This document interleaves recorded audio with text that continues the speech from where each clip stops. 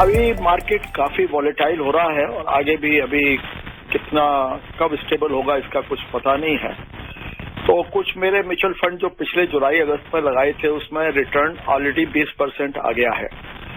तो क्या आप सजेस्ट करेंगे उनको रिडीम करके और गोल्ड के फंड्स में कुछ इन्वेस्ट किया जाए एज ए हेज? मैं आमतौर पर ऐसी सलाह देता नहीं हूँ और अगर बहुत लोग सोच रहे हैं कि बाजार गिरना चाहिए क्योंकि इसका आधार नहीं है, अब दूसरा राउंड भी कोविड का जो कि जिसका कि असर दिख रहा है, इसका आर्थिक असर भी देखने को मिलेगा। लेकिन ऐसा हम लोग पिछले 6-8 महीने से सोच रहे हैं और इसके बावजूद बाजार बढ़ा है।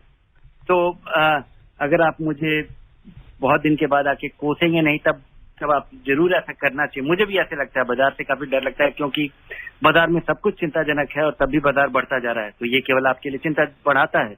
लेकिन हम पिछले 8 महीने से चिंतित हैं और बाजार बढ़ता जा रहा है।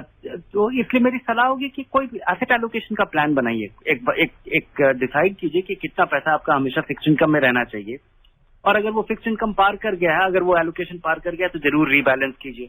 लेकिन केवल इसलिए क्योंकि ये गेस करना बड़ा मुश्किल है और आपको पता ही होगा कि पिछले साल मई मार्च में जो कुछ भी हुआ था उसके बाद लोगों का पैसा निकालना उनके लिए कितना नुकसानदेह था।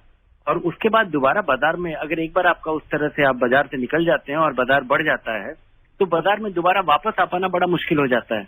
इसलिए इसके बजाय कोई प्लान बनाइए और उसके तहत आप अपना पैसा निकालिए या लगाइए। Dhirendra, as a thumb rule क्या गोल्ड में कोई परसेंटेज आपका पोर्टफोलियो इन्वेस्टेड होना चाहिए गोल्ड फंड्स में?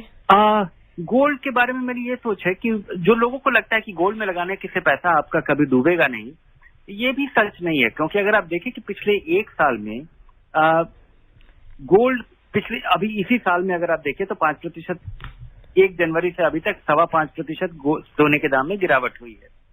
पिछले 1 साल में भी 2% की गिरावट हुई है इस भारी उतार चढ़ाव के बावजूद।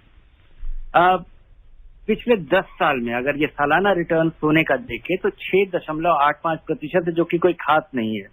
और इस पूरी अवधि में पिछले 10 साल में कई बार बाजार सोने का दाम बढ़ा होगा, घटा होगा। मुझे लगता है सोना खरीदने का एक रीजन है जिसकी वजह से किसी के पोर्टफोलियो में जस्टिफाई करता है कि जब इक्विटी बाजार में और फिक्स्ड इनकम में दोनों में हाहाकार मचा होता है तो सोना उस समय काफी मजबूती से खड़ा रहता है। तो ये एक तरह से आपके लिए ओवरऑल मार्केट में जो आपका एक्सपोजर है उसके लिए ये इंश्योरेंस जैसा काम करता है। तो इंश्योरेंस के तौर पे आप देखिए कि कितना पैसा आपके पास होना चाहिए, 5%, 10% आपके पैसे का हो। लेकिन इसको रिटर्न के लिए नहीं, क्योंकि लंबे समय में मुझे उम्मीद नहीं है कि सोने से आपको रिटर्न की उम्मीद करनी चाहिए। ये केवल इंश्योरेंस ही है। और पिछले 5-7 साल में या 15 साल में जिस तरह से सोने का फाइनेंशियलाइजेशन हुआ है, यहाँ पे बाहरी उतार चढ़ाव देखा जाता है जो कि दूसरे बाजारों की तरह है।